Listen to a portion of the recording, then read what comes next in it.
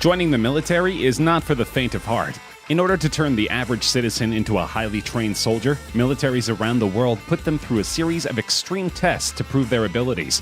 But many of these tests are truly intimidating. From juggling grenades to jumping out of buildings, we are looking at the craziest known military exercises.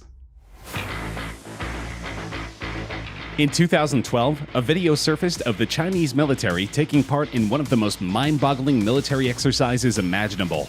The video, which was leaked from state CCTV, shows a group of People's Army soldiers testing fate with a live grenade. You may be familiar with the exercise. It's the equivalent of hot potato, where participants will pass around a potato or some other random object until the music stops, and the person in possession of said object is eliminated from the game.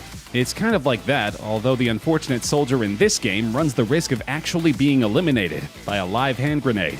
Thankfully, it is the job of the soldiers to dispose of the grenade into a large hole just before it detonates. One can only imagine that it's the ultimate test of a soldier's ability to cope under pressure. In the video, no one is injured, but if this is a frequent exercise, it's inevitable that someone will be hurt, or worse, in a matter of time. It is designed to turn the merely tough into the super tough. The Royal Marines' much-feared Mud Run is the toughest part of a 32-week training course said to turn civilians into commandos. You can see why even the strongest recruits dread it. Exhausted, demoralized, and covered in foul-smelling sludge from head to toe, these Royal Marine recruits hope one day to wear the coveted Green Beret, marking them out as the elite of Britain's fighting forces. The men need to call upon reserves, both mental and physical, that they didn't know they had, simply to get through the grueling ordeal. Captain Ben Chappell, who oversees physical training at the Royal Marines Commando Training Center in Limestone, Devon, said, "The Mud Run is about instilling a Royal Marine state of mind.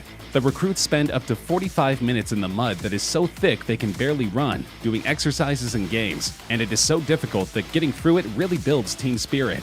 We're not just looking for physical strength, but mental resilience as well, and the team cohesion that comes from getting through the hardship together. This strength and cohesion forms parts of the Royal Marines' DNA." He said the recruits would not necessarily know when the run was coming up, saying it's all about dislocation of expectation. There is an argument about whether some people are genetically wired to handle colder temperatures, or whether one must build stamina for lower temperatures by training in colder environments. The US Navy SEALs put this to the test in a very palpable way. They do this through surf torture, also called cold water conditioning. The water temperatures usually hover around 65 degrees Fahrenheit and never go above 68 degrees Fahrenheit. From there, trainees may be ordered to do some calisthenics or run a mile and a half down the beach in their wet clothes and boots. Then they're ordered back into the surf.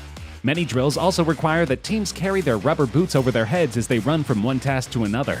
Even if the water is 90 degrees, your core temperatures will very slowly start to drop from its normal level of 98.6 degrees. The hours-long drill tests the personal resolve of all those involved and proves to superior officers who is most fit for war. The Russian military isn't known for having a gentle touch, so it should come as no surprise that their counterterrorism operations training is really tough. But just how tough is borderline insane? Russia's Federal Security Service, called the FSB, and successor to the KGB, shoots their agents center mass to give them confidence in a terrorist-controlled situation where bullets might be flying by their heads. The trainees, wearing body armor, absorb a few rounds before firing shots back at the target. In a video, the man in front of the target is Andre, an FSB operator, who doesn't flinch as 3 rounds zing by his head. They are forced to stand motionless, and then they wait for someone to casually walk past them, but then suddenly draw a pistol and shoot them repeatedly in the chest. After taking these hits, they are to return fire, and they have to aim just inches away from the attacker's unprotected face. In a second drill, the trainee is given multiple cardboard targets to shoot, but while he does so, he is pushed and shoved by trainers, who yell in his ear, while guns fire immediately adjacent to his ears. These are all supposed to simulate distractions on the battlefield and enhance the trainee's focus in stressful situations. Cobra Gold is one of the Indo-Pacific's largest multinational exercises. It's also the one where US troops drink Cobra blood. The exercise includes events such as an amphibious assault demonstration, landmine destruction, and a combined arms live-fire exercise.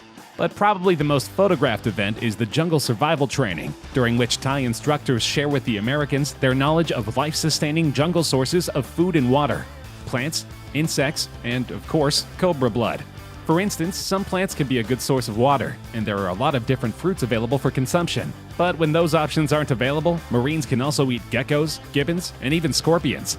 Then, of course, there is one of the most iconic aspects of the Cobra Gold jungle survival training: drinking cobra blood. Royal Thai Marine instructors showed the troops how drinking the blood from a cobra can help them stay alive if there is no drinkable water, and can also provide essential nutrition. The pictures show the Marines with their heads tilted back and sticking out their tongues as the instructor drips the blood down their throats.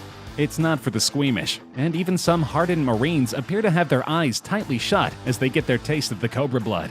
In contrast, others seemed keen to have a drink of the blood of the deadly serpent. According to Marines who have taken part in exercises in the past, the cobra blood tastes fishy. Belarus is not known for its human rights or its progressive politics. Many people consider it to be the last remaining dictatorship in Europe. And of course, to keep the dictatorship in power, the government needs an extremely fearsome military. In addition to training for chemical warfare with gas masks and protective equipment, the Belarusian Special Forces are required to undergo an obstacle course that is covered in flames. Nicknamed the Fire Walk, this exercise requires the soldiers to complete a 10K run with occasional bits of fire interspersed across the course. Sometimes they will need to walk through the fire, and other times they need to scale walls covered in flames. The Special Forces are undoubtedly an imposing unit. Belarus's ruling party has been accused of using its special forces to assassinate opposition leaders. Taiwan's Marine Corps' Road to Heaven is the final stage of a grueling 10-week amphibious training program. In order to